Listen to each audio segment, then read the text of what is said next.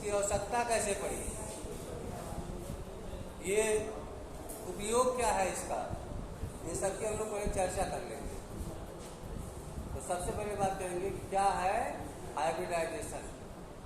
तो हाइब्रिडाइजेशन का मतलब होता है कि जब कोई भी एलिमेंट रिएक्शन करता है एटॉमिक फॉर्म में, तो उसके सारे इलेक्ट्रॉन्स इन्वॉल्व नहीं होते रिएक्शन में, only those electron are responsible for the reaction that are present in the outermost shell that are called valence electron.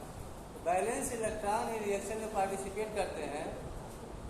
तो इसका स्ट्रक्चर कैसे है, एटॉमिक स्ट्रक्चर कैसा है और मॉलिक्यूलर स्ट्रक्चर कैसा बनेगा, इन बातों को अगर सबसे पहले किसी ने डिफाइन किया तो उस कॉन्सेप्ट का नाम है हाइब्रिडाइजेशन। इसके बाद जो कॉन्सेप्ट आए वो चाहे मॉलिक्यूलर ऑर्बिटल थियरी हो, चाहे बैलेंस बॉन्ड थियरी है, लेकिन सबसे पहले जो डिफाइन करता है शेप ऑफ मॉलिक्यूल को वो है हाइब्रिडाइजेशन। तो होता क्या है हाइब्रिडाइजेशन, ये बहुत ही आसान है, सुनने मात्र से याद हो जाता है, केवल सुनने मात्र से ही हाइब्रिडाइजेशन याद हो जाता है, इसको आपको याद करने और पढ़ने की जरूरत नहीं। तो देख लेते हैं, कुछ बना रहे हैं ऑर्बिटल्स और उन्हीं या कार्बन का हम लोग एग्जाम्पल ले लेंगे। कार्बन एक छोटा एलिमेंट है, इसके ऑर्बिटल में 4 इलेक्ट्रॉन है, एटॉमिक नंबर है 6। उसी को आधार मान के हम लोग धीरे धीरे पढ़ेंगे हाइब्रिडाइजेशन। आइए सबसे पहले इसका इलेक्ट्रॉनिक कॉन्फ़िगरेशन देखते हैं कैसे है।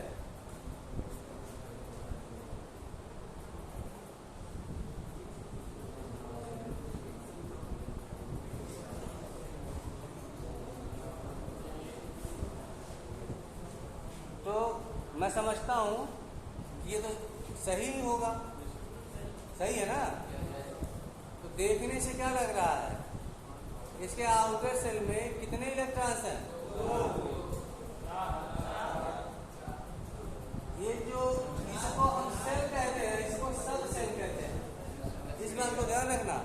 कहा गया आउटर सेल में कितने इलेक्ट्रॉन हैं? 4। और इसके जो सबसेल है, जो बाद वाला सबसेल है, सबसे अधिक एनर्जी में जो इलेक्ट्रॉन है, हमको ये पता है कि जब इलेक्ट्रॉनों की फीलिंग्स होती है सबसेल में, ऑर्बिटल्स में, तो उसका जो बेसिस है वो है इंक्रीजिंग एनर्जी लेवल। तो जो सबसे पहले इलेक्ट्रॉन फील हुआ है अर्थात 1s2, इसकी एनर्जी सबसे कम है। उसके बाद में है 2s2, उसकी एनर्जी उससे अधिक है। और उसके बाद में है 2p2। इसका मतलब इस केस में, कार्बन के केस में, इसकी एनर्जी सबसे अधिक है।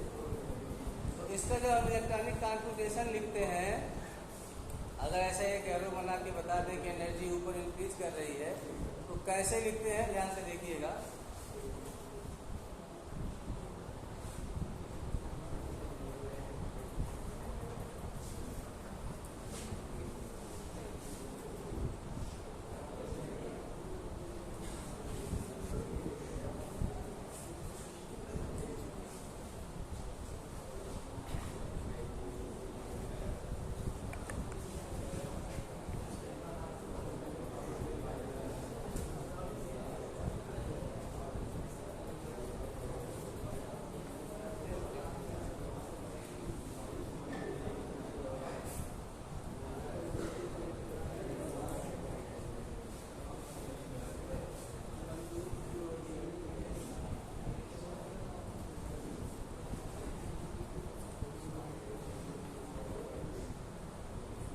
इस तरह से जो ये बॉक्सेस बने हुए हैं, तो बॉक्सेस को हम लोग ध्यान से देखते हैं तो 1s को नीचे रखा है, 2s को इससे थोड़ा सा ऊपर रखा है, 2p को इससे थोड़ा और ऊपर रखा है।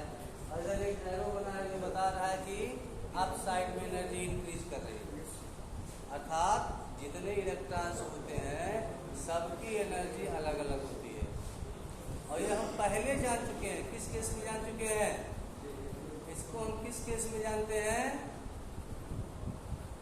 हाइजेंसबर्ग अनसर्टेनिटी प्रिंसिपल, और एक उसी में जो है पाउली डिस्ट्रीब्यूशन प्रिंसिपल है। पाउली डिस्ट्रीब्यूशन प्रिंसिपल हमको ये बताता है कि किसी भी एटम में किसी दो इलेक्ट्रॉनों की 4 क्वांटम नंबर कभी भी सेम नहीं हो सकती, सेम नहीं हो सकती। अब आपको पता होना चाहिए कि जो क्वांटम नंबर है, क्वांटम थ्योरी में भी क्वेश्चन सिस्टम निकले हुए हैं, और ये जो क्वांटम नंबर्स हैं ये इलेक्ट्रॉन की सटीक जानकारी आपको दे रहे हैं, बिल्कुल एग्जैक्ट जानकारी, किस सेल में है, किस सब सेल में है, किस जो है उसका स्पिन कैसा है, उसका मैग्नेटिक बिहेवियर कैसा है, सारी जानकारी मिल रही है। और जब हम इलेक्ट्रॉनिक लेवल पे, माइक्रो लेवल पे किसी भी स्टडी को ठीक प्रकार से कर लेते हैं तो उसको किस तरह से डील करना है ये यहाँ पे देखेंगे। यहाँ पे देख रहे हैं PX, PY, PZ 3 सबसेल है, अर्थात अभी भी इसमें एक एक्स्ट्रा इलेक्ट्रॉन आ सकता है, आ सकता है कि नहीं? तो हाइब्रिडाइजेशन नहीं बताता है कि हाइब्रिडाइजेशन में कौन कौन से ऑर्बिटल इन्वॉल्व है। जैसे कार्बन के केस में इसमें sp, sp2, sp3 ये सारे हाइब्रिडाइजेशन मिलते हैं। सबसे पहले हम लोग चर्चा करते हैं sp3 की। देखिए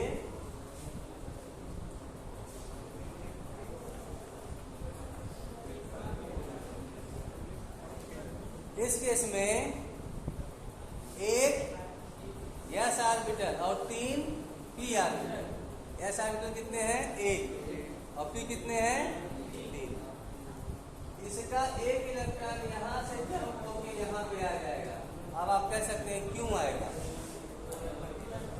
जब इसको कहीं आउटसाइड से एनर्जी मिलेगी तो एनर्जी के कम होने पर, मतलब एनर्जी जब इलेक्ट्रॉन हायर लेवल में जाता है तो एनर्जी को एब्जॉर्ब करता है, और जो इलेक्ट्रॉन लोअर लेवल में आता है एनर्जी को एमिट करता है या रेडिएट करता है। तो ये यहाँ पे क्या कर रहा है? लोअर से हायर में जा रहा है, ये हायर से लोअर में आ रहा है। तो इसको एनर्जी आउटसाइड से मिलेगी कि ये इमिट करेगा? मिलेगी। तो अब क्या हुआ देखिए, जब ये मिल जाएंगे एक S और 3 P, अब बच्चों 4 ऑर्बिटल बनेंगे, 4 न्यू सेट ऑफ ऑर्बिटल, और ये चारों ऑर्बिटल जो है इक्विवेलेंट एनर्जी के होंगे, बिल्कुल सेम एनर्जी के। इस तरह से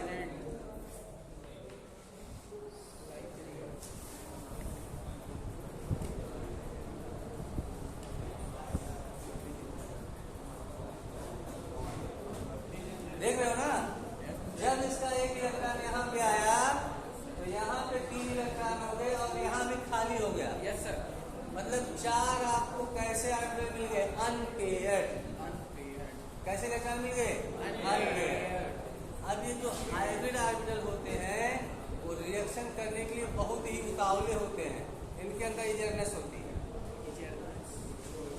ये हाई देखो, और इनकी एनर्जी कितनी होगी?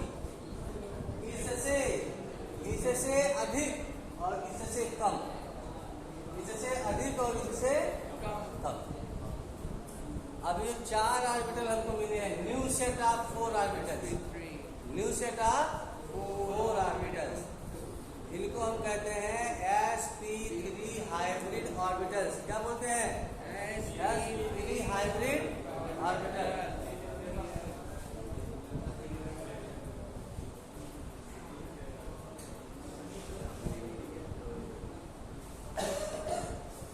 sp3 हाइब्रिड ऑर्बिटल है।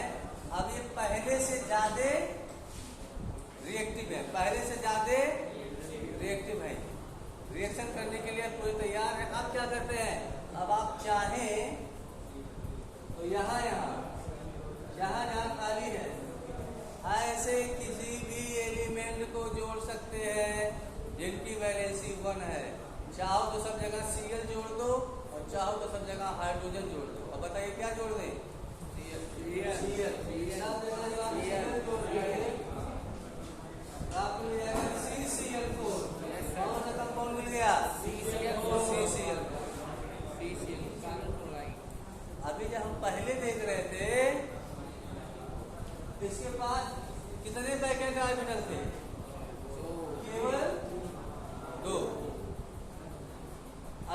इलेक्ट्रॉन केवल 2 थे। लेकिन जब हाइब्रिडाइजेशन हो गया, और हाइब्रिडाइजेशन होने के लिए एटम की दोनों स्टेट को आपको समझना है। एटम की 2 स्टेट है। पहला स्टेट ग्राउंड लेवल, दूसरा स्टेट एक्साइटेड स्टेट। तो इस तरह से जब एक S और 3 P मिलेंगे, आपको मिलेगा sp3 हाइब्रिड। बिल्कुल उसी प्रकार से अगर एक S है और 2 P है, एक S है और 2 P है, तो आपको sp2 मिलेगा, और एक S और एक P रहेगा तो आपको sp मिलेगा। ध्यान रखना, sp3 में केवल सिंगल बॉन्ड बनते हैं, sp2 में डबल बॉन्ड बनते हैं, और sp में ट्रिपल बॉन्ड बनते हैं। अर्थात जैसे आपको एग्जांपल दिया जाए C2H2, इसमें कौन सा बॉन्ड रहेगा? Triple bond. C2H4 कौन सा बॉन्ड रहेगा? Double bond. तो बॉन्ड देख के कि किस कार्बन के बीच में कौन सी बॉन्डिंग है, हम उसके हाइब्रिडाइजेशन को बता सकते हैं। और ऐसे क्वेश्चंस आपसे पूछे जाते हैं, और ये माना जाता है कि आप पहले सिंपल मॉलिक्यूल में हाइब्रिडाइजेशन फाइंड आउट करने का प्रयास करेंगे, और उसके बाद कुछ ऐसे भी मॉलिक्यूल हैं जहां आप सिंपल इस तरह से नहीं बता सकते हैं। आयन सह मॉलिक्यूल है, तो वहाँ पे हम रूल्स का प्रयोग करते हैं, जहाँ लोन पेयर इलेक्ट्रॉन, बैलेंस और बॉन्ड पेयर इलेक्ट्रॉन, सारे इलेक्ट्रॉनों का प्रयोग करते हैं। Just like we have learn about formal charge. जैसे फॉर्मल चार्ज में किए थे, वैसे इसमें किया जाएगा। आज के लिए बस इतना ही।